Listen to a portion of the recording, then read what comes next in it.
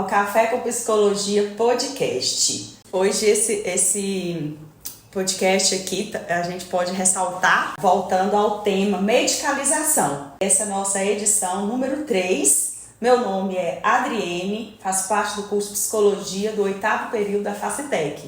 Meu nome é Bianca, sou acadêmica do curso de 8º período da Facitec. E hoje a gente está com uma convidada muito especial, Luciana Ribeiro. Seja bem-vinda, Luciana. Seja bem-vinda, Luciana. É nossa professora e a gente vai passar a fala para ela poder se apresentar um pouco da sua experiência profissional. Pode ficar à vontade, Luciana.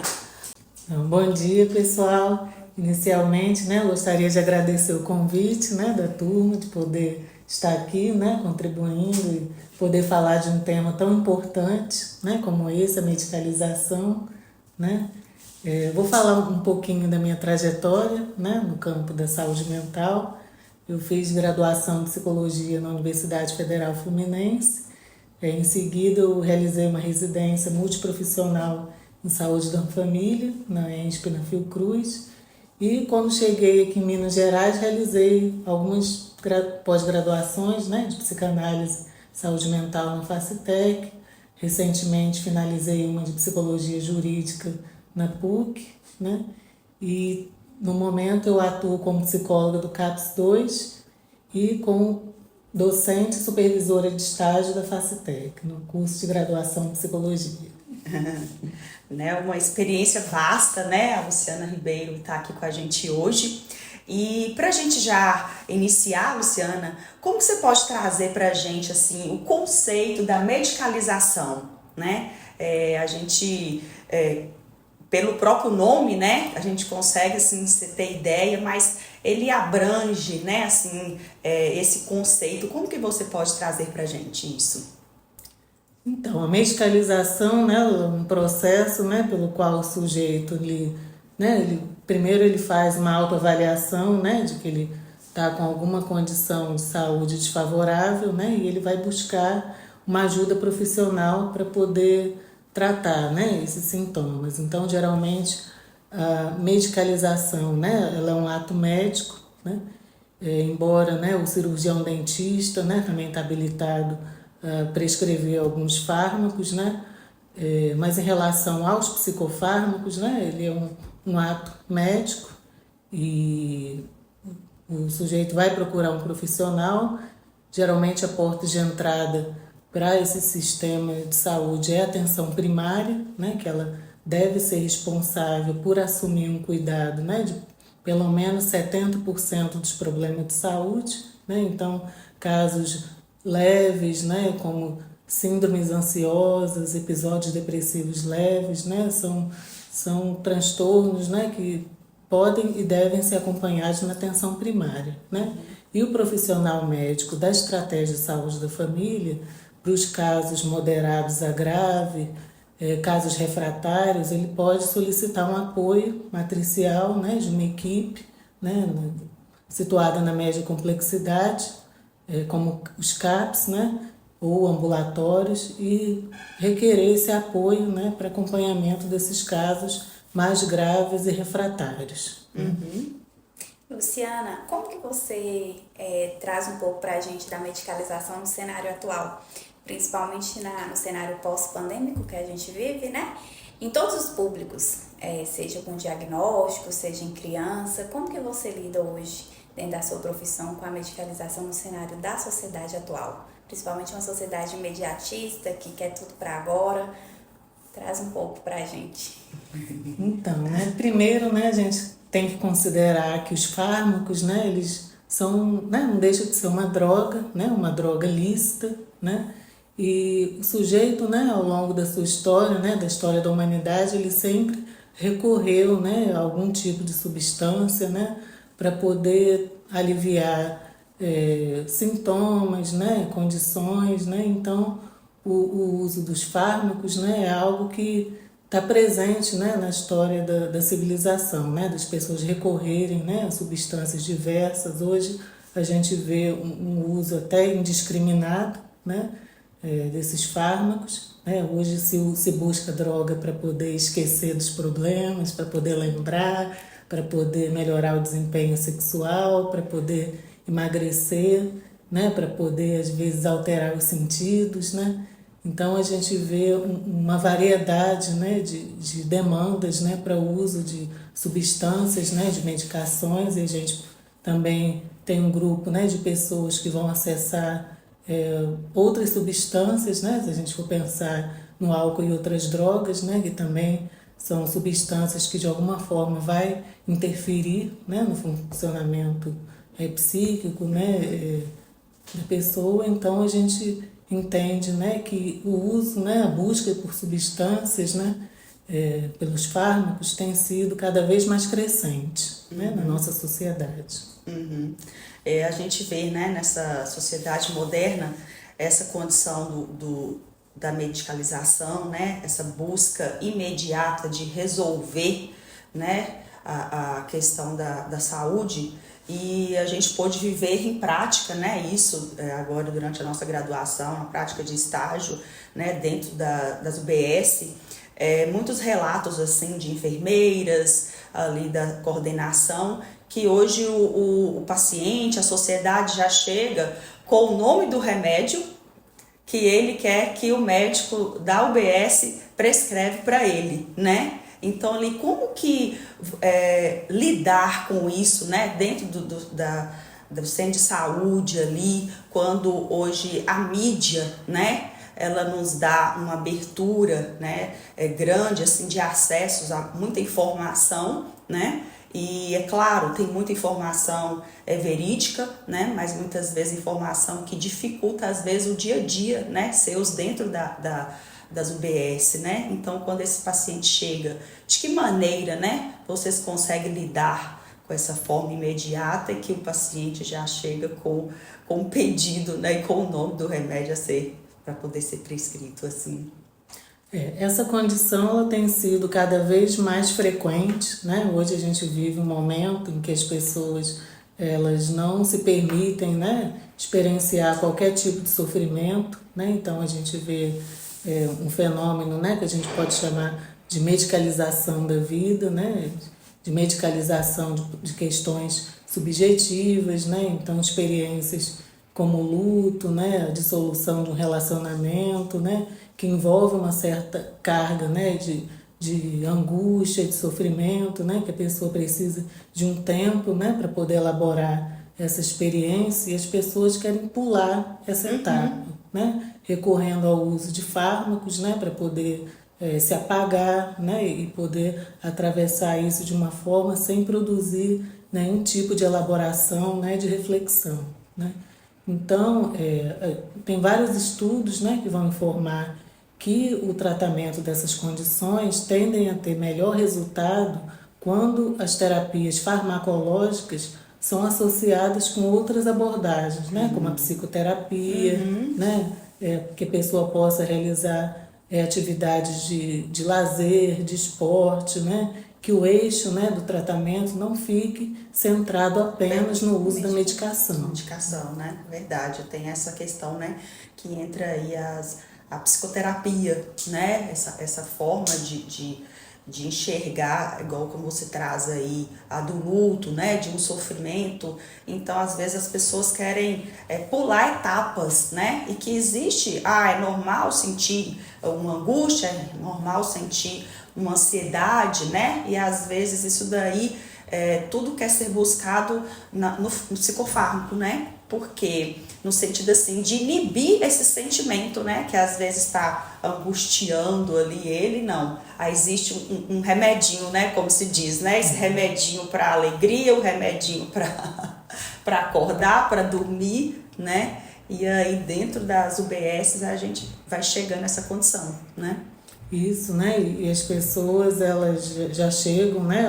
Hoje o acesso, né, informação, se a gente for pensar na medicalização, né? Medicar também é um ato de poder, né? Ele está muito vinculado à figura do médico, né? E partilhar um pouco desse poder, né? Às vezes requer alguma discussão, né? Muitas vezes o profissional médico, né, durante a sua formação, ele não está muito preparado, né, para poder lidar com negociação, né, de fármacos. A gente vê que a maioria das vezes, né, os usuários têm muita dificuldade de lidar com os efeitos adversos das medicações, né? Muitos saem de uma consulta sem ter uma compreensão clara, né? Da finalidade daquela medicação, dos efeitos adversos, e quando isso não é compartilhado, não é discutido durante a consulta, né? Há uma chance muito grande, né, de que esse usuário vá interromper o tratamento, né? Porque às vezes, né, os efeitos adversos eles podem ser mais maléficos do que a própria condição sintomática pelo qual a pessoa buscou esse tratamento, né? E as medicações elas devem ser usadas, né, por um período, né?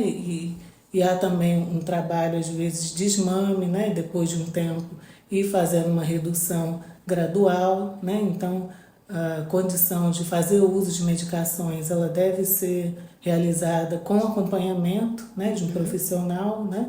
E a gente tem observado que tem novas abordagens, né, para poder dar um suporte para os usuários, né, e que às vezes são pouco utilizadas, né? Existem possibilidades de serem realizados grupos, né, de medicações, a gente tem novas experiências inovadoras, né, no campo da saúde mental, como os grupos de gestão autônoma da medicação, em que os usuários, né, eles podem se associar, né, por meio de grupos de pares e estudo, né, e poder debater esse uso das medicações, né, mas ainda é muito difícil, né, a gente encontrar esse tipo de experiência, né.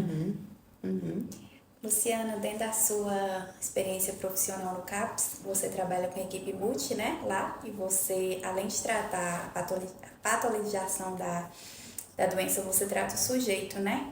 E como que vocês fazem lá dentro com as oficinas, com as famílias, para que elas se situem ali, além do diagnóstico, da medicalização, você vê assim que a maioria, como é que acontece lá? As pessoas sabem o porquê que está tomando aquele medicamento, a família sabe que tem um tempo de desmame, a hora exata. Como que é o trabalho que vocês realizam na saúde mental lá no CAPS?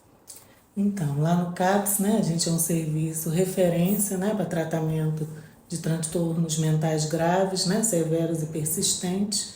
Né? Nós somos um serviço de portas abertas, né, o que quer dizer que qualquer pessoa que procurar o serviço, né, ela vai ter um pronto atendimento, né, um acolhimento por um profissional da equipe.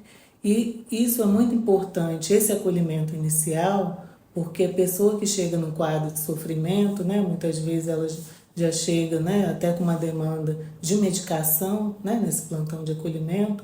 É importante que o técnico, né, que esteja nessa função, ele possa fazer uma avaliação diagnóstica mais abrangente, né, que não fique só focada nas questões orgânicas, né, na presença ou ausência de sinais, sintomas, né, que possa fazer uma avaliação, né, não só orgânica, mas uma avaliação também subjetiva, né, uma avaliação social das redes, dos laços, né, que essa pessoa tem um apoio, né, porque se você for pensar uma condição, por exemplo, de uma pessoa que tem um transtorno depressivo grave, né, com recorrentes tentativas de autoextermínio, você tratar uma pessoa que se encontra nessa condição sem um apoio familiar, né, sem o apoio de uma rede, medicalizar, né, pode se tornar um risco, né, para que a pessoa faça uso dessas medicações até para uma tentativa de autoextermínio. Né? Então, é muito importante, né, que o profissional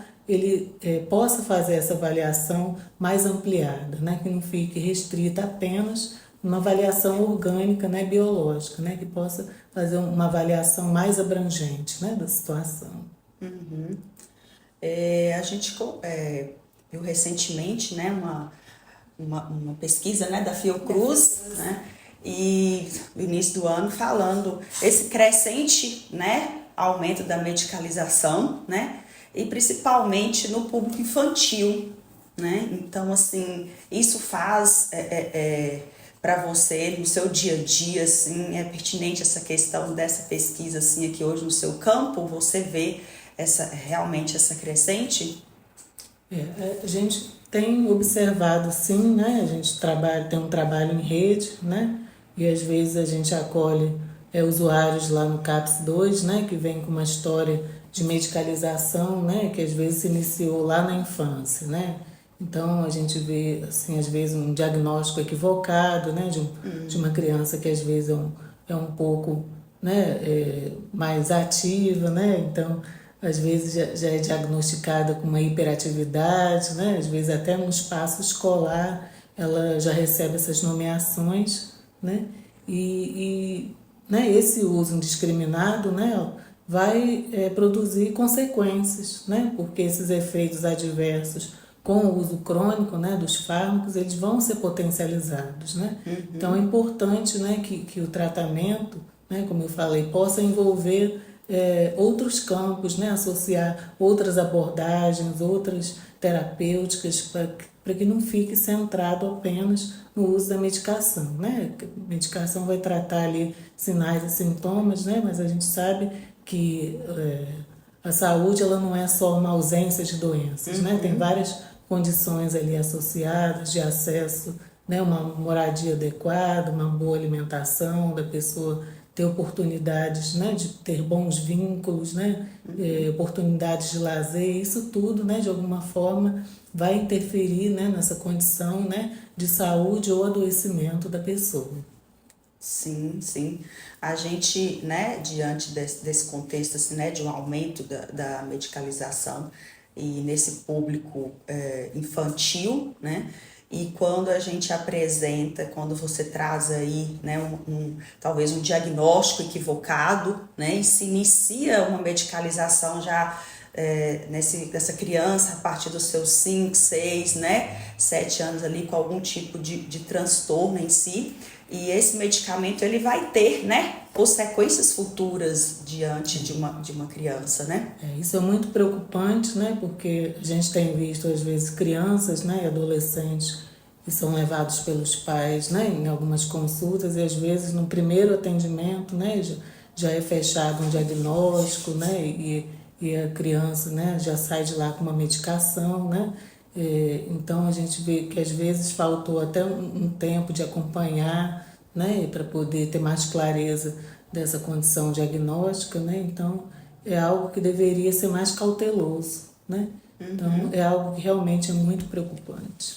Verdade, essa questão, né, dos multiprofissionais, né, nessa avaliação, né, para buscar esse diagnóstico mais elaborado. A gente inclusive tem observado, né, um uso assim, né, crescente, indiscriminado do diagnóstico de autismo, né, que um tempo atrás o próprio TDAH, né, que eram condições que até então, né, não eram muito presentes. Será que de fato houve um aumento, né, da prevalência desses casos, ou será que a gente precisa refinar melhor essa questão diagnóstica, né? Então é algo que nos convida, né, a refletir, né, sobre, né, essas nomeações, essas atribuições diagnósticas, né, que de alguma forma vão produzir, né, uma certa medicalização, né, da população.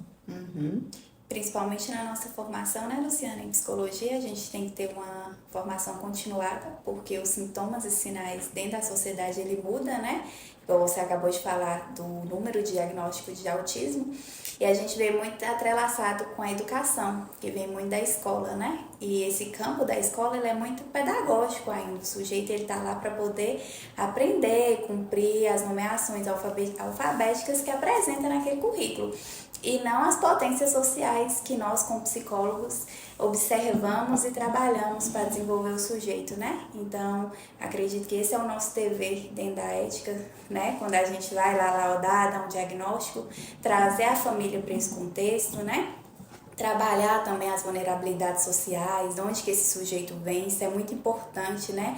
Antes de nomear qual é a estrutura que tem e que a gente possa ter muita responsabilidade com as pessoas que chegam para a gente poder acolher, né? E trabalhar com elas. Você pode falar ao longo da sua experiência, se você teve alguma dificuldade de trabalhar assim, com alguns profissionais em que você via que aquele sujeito não apresentava aquelas características de sinais e sintomas, que não necessitava da medicalização ou de outras alternativas, né, de comunidades terapêuticas, e esse sujeito acabou tendo que ser levado para esses lugares. Você tem algum relato para trazer para a gente?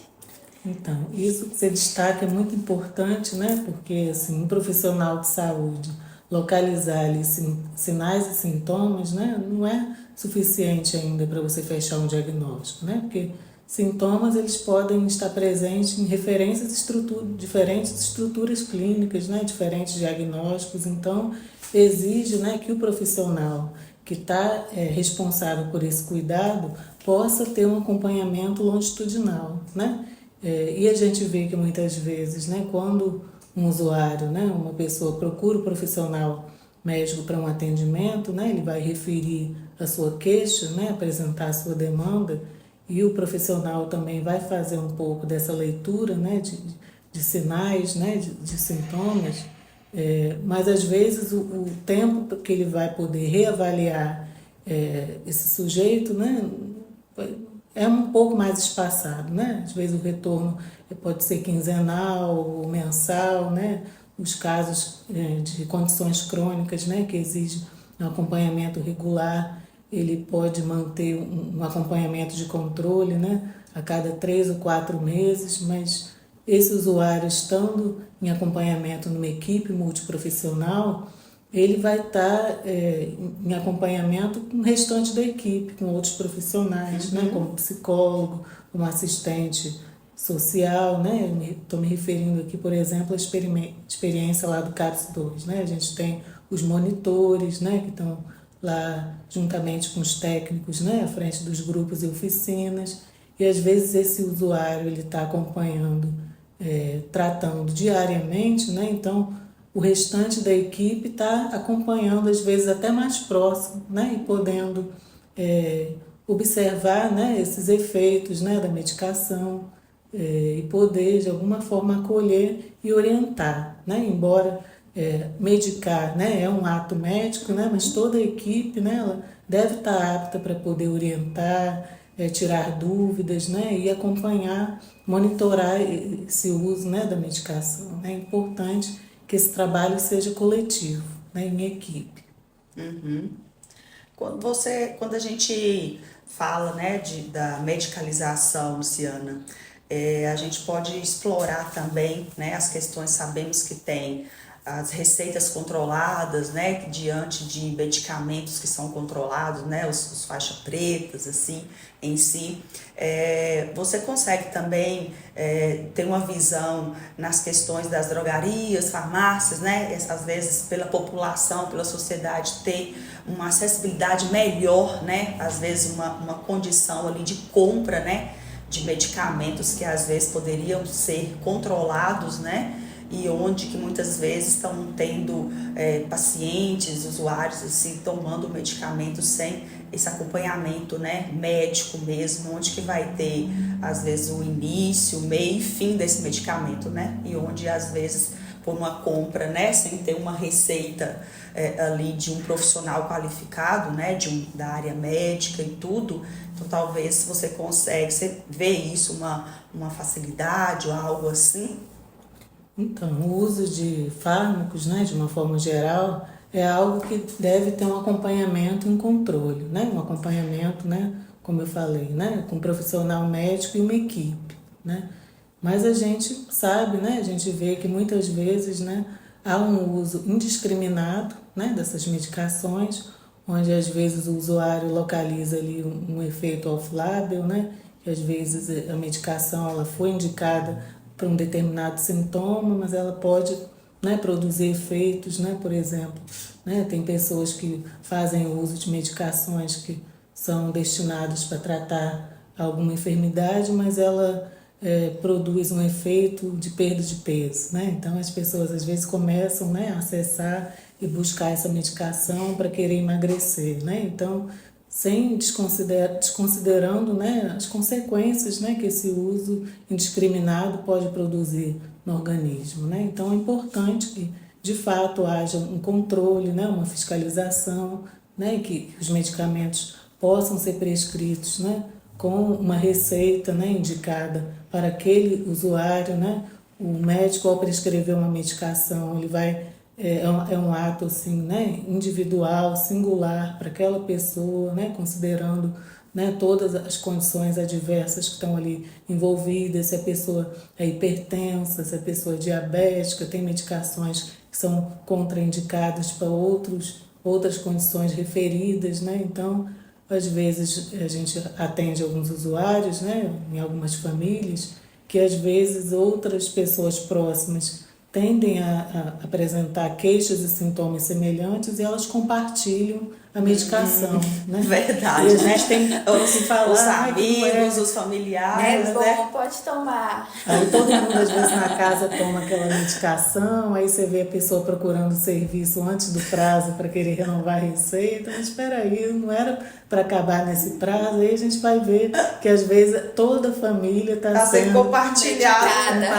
essa medicação, né? Aí a gente tem que fazer um trabalho, né, de psicoeducação, de orientar essa família, né, de ver que cada um, né, precisa buscar esse apoio, esse suporte, porque a medicação foi prescrita para aquele sujeito, né? Então é importante que ela também tenha um espaço, né, de escuta e acolhimento para que ela possa colocar suas queixas, né, e poder ser tratada da melhor forma possível. Mas a gente vê muito isso aí na sociedade, né? Quando você traz bem visto isso dentro da família mesmo, né? Quando você fala aí dessa questão, a gente passa um filme na cabeça da gente, né? Quando a mãe ou o parente, quando você faz assim, uma queixa, né? Talvez uma simples dor, né? De cabeça ou algo assim, ou eu tenho tal e tal remédio, né? Então, essa questão de ir nas drogarias, né, na busca por de imediato, né, de cessar algo ali, né, e não buscar o profissional qualificado para poder estar fazendo o melhor diagnóstico, né, para ter um melhor resultado ainda, né, com efeitos satisfatórios e duradouros, né?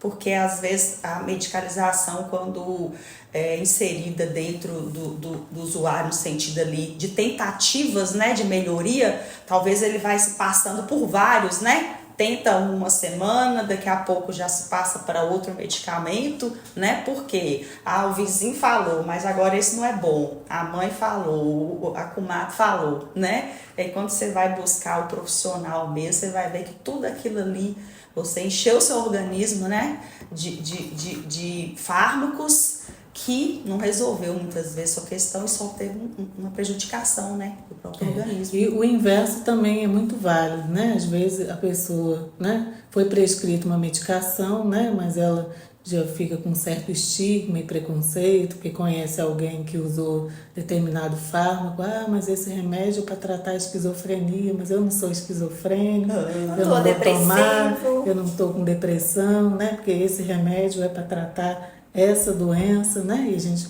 entende, né, que não é bem assim, né? Um fármaco ele pode ter um uso variado, né?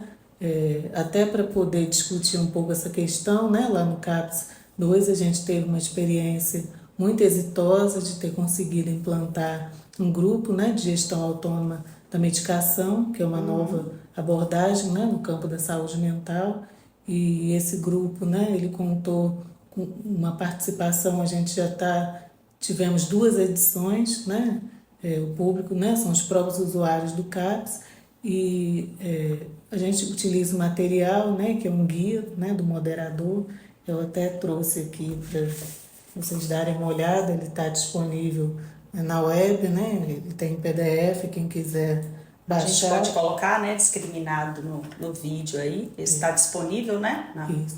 Lá ele explica um pouco, né, o histórico, né, de constituição da abordagem da GAN, né, que é a gestão autônoma da medicação, né, que é uma experiência que surgiu inicialmente no Canadá e foi adaptada aqui para o Brasil, né? Lá se buscava inicialmente, né, fazer uma redução progressiva, né, da medicação até que a pessoa pudesse prescindir do seu uso, né, apesar de ter uma condição crônica, né. Mas aqui no Brasil a gente teve, né, uma adaptação ao contexto e realidade brasileiros, né, e a abordagem da GAN, ela contou muito com o apoio, né, dos profissionais de saúde e tem sido um espaço muito rico, né, de troca de experiências, de orientação, né, em que por meio desse grupo de pares, né, os seus participantes possam compartilhar vivências, né, experiências associadas ao uso da medicação, sem necessariamente visar, né, interromper o uso, né? Inclusive a gente tem dados, né, dessa experiência lá no CAPS, né, de que a grande parte dos usuários, né, localizaram os efeitos maléficos, né, de terem interrompido o uso das medicações, né, que aumentaram a frequência das crises, né, elas voltaram com mais intensidade, trazendo mais prejuízos, né.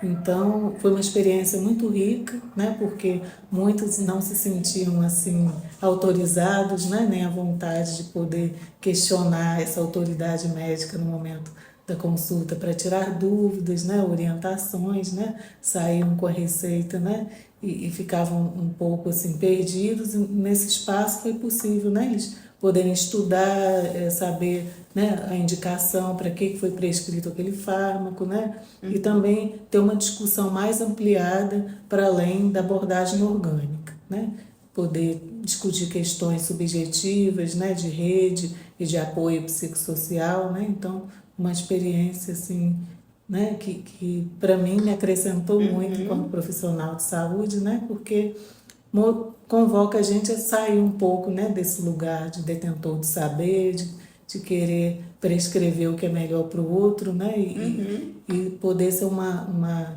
prática mais dialogada, né, considerando, né, esse saber experiencial, né, que o sujeito tem. Uma pessoa que tem uma condição crônica, né, que trata há 15, 20 anos, ela sabe muito mais, né, de fármaco, o que já deu certo, o que já não deu, né, o que faz ela ficar bem, o que potencializa, né, situações de crise. Então, esse saber ele precisa ser valorizado, Sim, né, pelo profissional de saúde. Essa experiência, né, e que traz para o campo da saúde, né, e dá essa condição de troca, né, ali de vivência, né, o que se vive no campo, né, para se diagnosticar, e aquilo que a pessoa realmente, igual você traz, né, talvez tem 10, 15 anos já de um tratamento, né, então ela tem toda essa trajetória aí mesmo, né, que possa ser compartilhada. Isso é grandioso, né, porque às vezes outras pessoas também estão passando, né, por tudo aquilo que a pessoa viveu lá do início, né, e com certeza toda essa trajetória aí vai facilitar, né,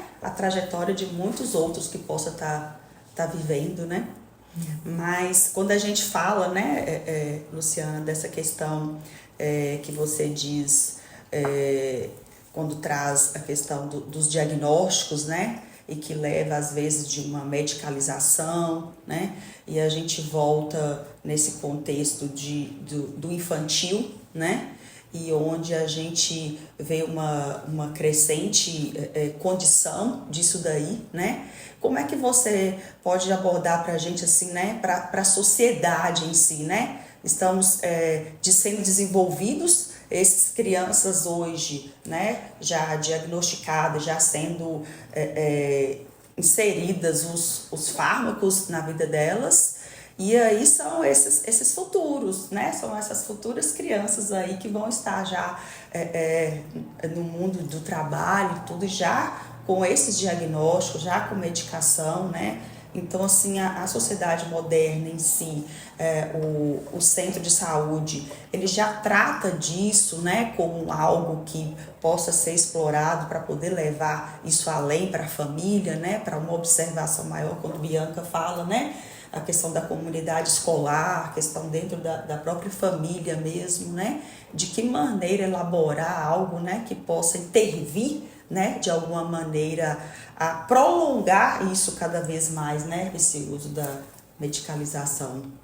É muito importante, né, ter espaços, né, de discussão, né, de troca, que uma interface maior entre a saúde e a educação, né, experiências de programas mesmo, né, de intervenções coletivas, né, onde os profissionais da saúde, né, possam criar um espaço de discussão, né, sobre essas práticas de medicação, né, que às vezes se inicia lá na infância, né, às vezes a criança tem uma certa ansiedade, um pouco mais agitada, e a gente localiza muitas vezes um diagnóstico, né, muito precoce, né, de hiperatividade, né, e às vezes o próprio profissional da educação, né, já atribui, né, e poder ter um espaço, né, uma prática mais transdisciplinar, né, em que os diferentes campos possam dialogar e discutir sobre esse tema, né, eu acho que facilita muito a gente a desconstruir, né, essa cultura da